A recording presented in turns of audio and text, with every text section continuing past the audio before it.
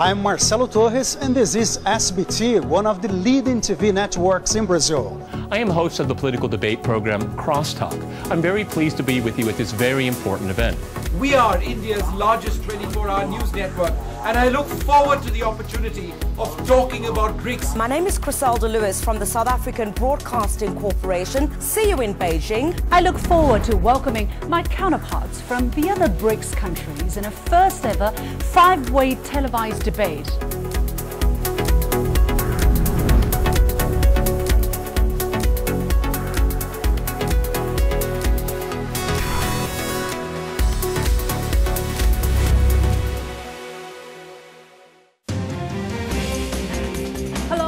Welcome to BRICS Talk. My name is Liu Xin. I am the host of a political opinion show, The Point, on CGTN. As the 9th BRICS Summit is to be held in the Chinese city of Xiamen, for the very first time in history, CGTN is inviting 4 other TV stations from the other BRICS countries to come to Beijing and produce this 1-hour special program for the opportunities and challenges facing BRICS countries as well as developing countries. So, ladies and gentlemen, let's give it up for my 4 co-hosts.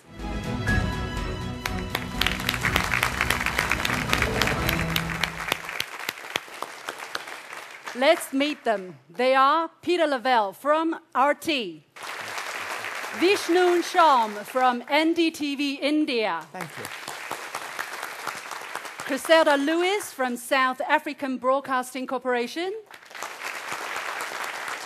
And Marcelo Torres from Brazilian television system SBT. And behind each of us, a group of senior representatives and distinguished guests from each BRIC country, as well as guests from other countries who are interested in the BRICS topic. The warmest welcome to all of you as well.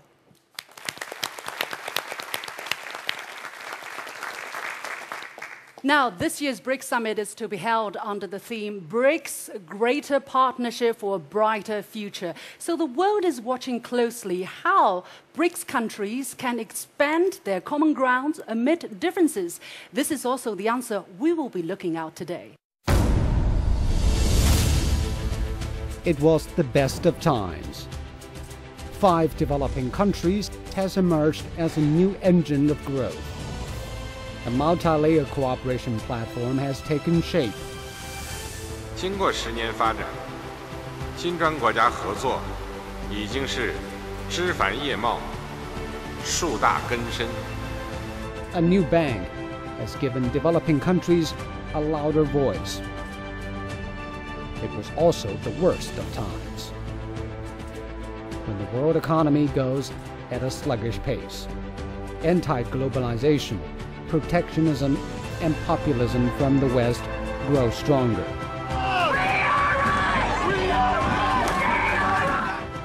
Within BRICS, member countries are haunted by sluggish economy. So, can BRICS speak with a united voice? Is it a new force or a potential threat to global economic order? With time comes truth. Can BRICS stand the test of time? Can BRICS stand the test of time? And that is also the question we'll be discussing today. So, my fellow co-hosts, welcome once again.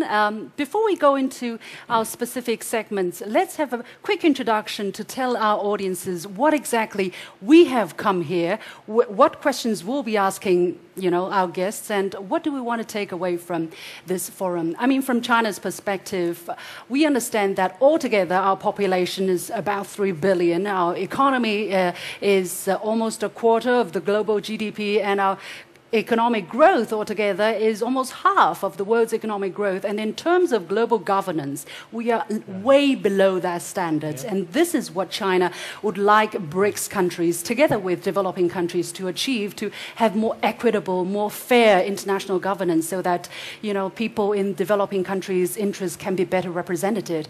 I don't know what is the Russian perspective here, Peter. Well, I mean, we have to remember where it started out as BRIC. Without our South African colleague here. That was an invention on Wall Street It was Goldman Sachs. It was about how they were going to make money off of us. Sorry, exploit us, okay? It has evolved immensely, where BRICS now, because we're living in a very, I think, very tragic time on the international stage. I think there is a chaos in the West, particularly in the United States, where they're supposed to lead the world. And now, this is a very important juncture, because BRICS has been around for a while. But it has to start leading now with alternative, parallel structures on the international stage. I call it a world without the West, because the West is not leading. It's time for us to lead. So you will be focusing on media. Media, okay. What kind of role BRICS can play in that regard? Vishnu, from your perspective? Well, thank you very much. I think BRICS is an incredible opportunity for all of these nations to truly work together in the partnership that BRICS is always supposed to symbolize. But let's face the facts. Coming into this BRICS summit, India and China have had some very serious differences. And mature diplomacy has been able to resolve, at least for the moment, the standoff that we've seen. India and China need to work together. Will this be symbolized? Will this actually fructify into something substantial at BRICS? That's what I'll be looking at today. By the way, Vishnu, you are defense editor and principal anchor from NDTV, so naturally you probably will be looking more at security, national defense in that line. Okay, Griselda, from the South African perspective? Yeah, for South Africa in particular, we see BRICS as a very important grouping to provide that alternative voice, both politically and economically, on the global stage. In particular, for example, when you look at infrastructure development or the lack thereof in my country and on other parts of the African continent, we're really looking with excitement at the new development bank, which will then fund these key infrastructure projects, which will bolster both growth and development, not just in my country, but of course in other countries on the African continent as well. Brazil, what will you be paying attention to? Well, despite the ups and downs of the global economy, all of the BRICS countries, to different extents, of course, they grew a lot in the past few decades. And also, they improved the living standards of their populations. Now that they're having a louder voice, the international community wants to hear from them in crucial issues like the environment. The planet cannot tackle climate change without a full commitment of the BRICS countries. And the question here is how to keep improving living standards, but in a way that you have wisdom in the use of resources. Very important questions indeed, and we are faced with a lot of challenges on that front. Looking forward to all of these, basically. But ladies and gentlemen, are we ready to talk BRICS? Yes, yes, we are. Big time. Okay, Peter?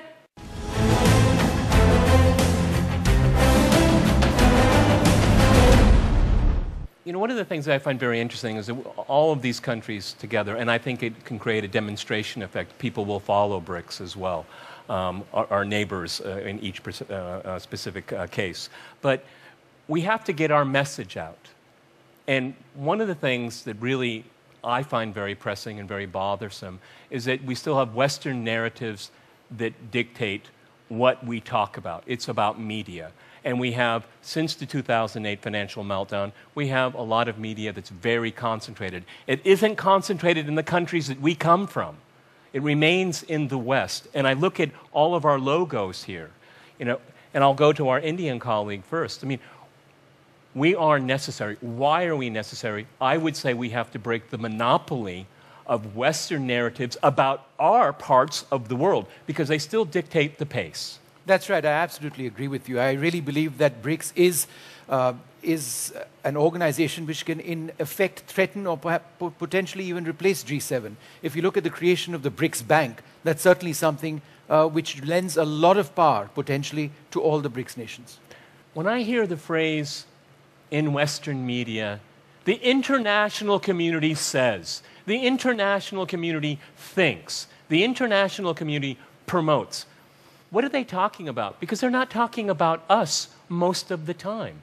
This is the kind of discursive change that we need, because the international community is the United States and its allies. NATO, throw in Japan, throw in Australia, a few other countries, some in the Middle East, okay? That's their international community. We need to break out of that. We need to take this language to ourselves. We need to Speaking appropriate of which, it. Peter, you have done a good job on that. I mean, RT has done a very sharp job on that. It's like a knife some cutting people say straight we've done a into the good job. Western- Some people call us quite notorious. I'll take it as a compliment. Yeah, how do you take that? I mean, I'm flipping this around. I'm really curious. Well, I take it as I wear it like a thorny crown, if you know what I mean. I mean, as I've said to colleagues before, I remember the first 5 hate mails. I don't particularly care about the last 1,500. But it shows we're making a difference, and that's what we're supposed to do, make a difference here. Journalism and the mission of journalism, I think, is in tatters in the West right now, and we have to use the rule of law, facts, verifiable facts, and always try to stay away from sermonizing, because that's what the West does. It sermonizes the rest of the world in the service of its own interests here. And I'd ask my colleagues who'd like to react to any of that. Well, I think the internet changed a lot in the international field. Agreed. In a positive way when you have more diversity in the news, but also with the advent of the fake news that's spreading like a plague. And I think that the role of a serious media organization or of the journalists is try to bring news that can be trusted. To fight fake news. The term fake news came into vogue when? It only came into vogue a few months ago. After the election of Donald Trump in the United States, we could make an argument about Brexit as well. But they are the purveyors of fake news, not us. But and this we is are what, the ones, and it's it's a boomerang against them. But Peter, right we now. are the ones who need to distinguish between what's fake and what's not. As journalists, credibility and fact-checking every single time, not just because you're going on Twitter, onto Facebook, and you take that and think that that is fact. We've always got to check and ensure that we remain institutions of credibility and disseminate the correct information I think to our What whether happens audiences. is whether that or we not have to this be is better fake- than best, because the Wall Street Journal, the Washington Post, the New York Times, all of them, they get things wrong and they never pay a price. We always do when we're wrong. Yeah, the true stories that they don't like is called fake news. Charles, you want to say something? Well, actually, I was thinking that it would be very helpful if the BRICS countries, the media of the BRICS countries, do something for each other as well. In terms of describing, I would love to see your program cover more about Russia, for example. The point. Okay, Or- we'll do that. Exactly. Or India to cover in a No, more I think positive way I think that's a about really China. important point. And in fact, you know, prior to this program beginning, we've been discussing amongst ourselves the importance of media within the BRICS community. And this is a process, a program like this, which we want to actually repeat next year as well. Because BRICS nations need to stop thinking about themselves and need to start thinking about each other as well. And the media has a big role. But I think also we have to, you know, the dollars and cents of media. Media ownership is very, very important, and it's very, I think, scary right now. Look who owns Google. Look who owns YouTube. Look who owns Facebook. Who owns Twitter? Okay? These are more or less universal institutions, and it's a very tight, controlled ownership there. We need, as BRICS countries, to come together to come up with alternatives to those institutions. I think media diversity is very important. We must ensure that we have many more media houses that are independent, that can speak with one voice, but also very forthright in terms of what they see and communicate with the nations. But secondly, the relationships such as this can go a long way in ensuring that we create a platform for our people to ensure that they tell their own story. I got a question over here. Go ahead. Constantine, go ahead. You just said actually about, you know, West owning most of the very influential media, but I think basically, nonetheless, we can use it against Western propaganda. If you remember the history, for example, Chinese history, Chinese invented what? The bullets, the gunpowder, then Westerns use it to come and conquer China, right? That's the same thing we can do. Back to the Western media. No, we can't. We have to do it because your algorithm can disappear. I mean, they can disappear you in plain sight. And what we need to do is to come up with alternatives to make sure that we aren't disappeared in plain sight. I'm sorry, I see a hand behind our Brazilian colleague here. Go ahead. Yeah, perspective from Brazil. If you consider that we do not have correspondents from Brazilian newspapers that are actually established in Beijing or in many of these other countries that are part of the BRICS, that makes us lack a lot of information that could be interpreted from a Brazilian perspective and given to the Brazilian public. So what ends up happening is that we're mostly reading other foreign media on their interpretation of what it means to have a relationship with India or Russia or South Africa, and especially their fear against China. And that comes back to us because we cannot have our own interpretation of facts. I call it 21st century Orientalism. Exactly true. Exactly true. That's what it is. In the age of the internet. Yeah. You have a question over here? Well, Ms. Wu. The West media always hold kind of stereotypes towards the Chinese media especially, this kind of pre-mindset. So whatever you do, and then you point their fingers at you. So this time, I think, when we do the program like this, it's really a good showcase for us.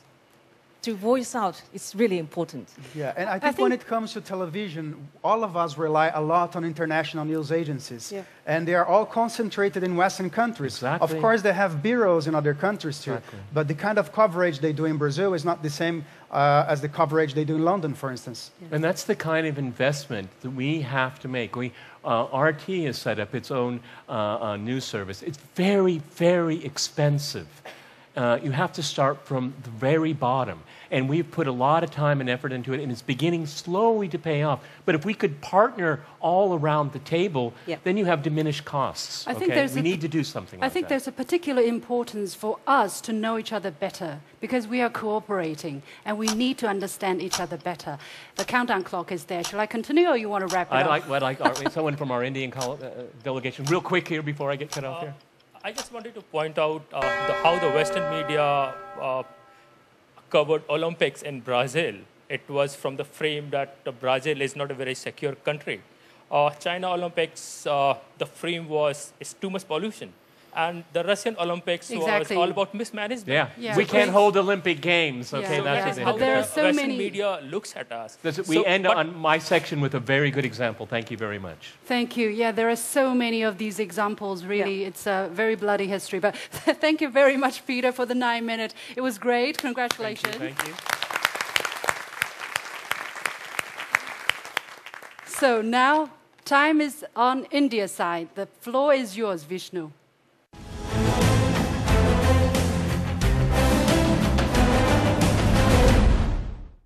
Well, Yushin, thank you very much. India comes into this year's BRICS summit after having gone through a very difficult experience along with our friends and our partners from China. But I think it's important to reflect on the maturity shown by both countries in resolving the Doklam standoff, the border standoff, where we've had armed guards of either side just a few hundred meters away from each other. The issue itself, as far as the boundary between India and China is concerned, has not been resolved. It was not expected to have been resolved by the time BRICS started. But what has happened, and I think this is a very positive development, is there is a process of de-escalation to a particular crisis in a particular area. And we've got lots of concerns in this particular regard.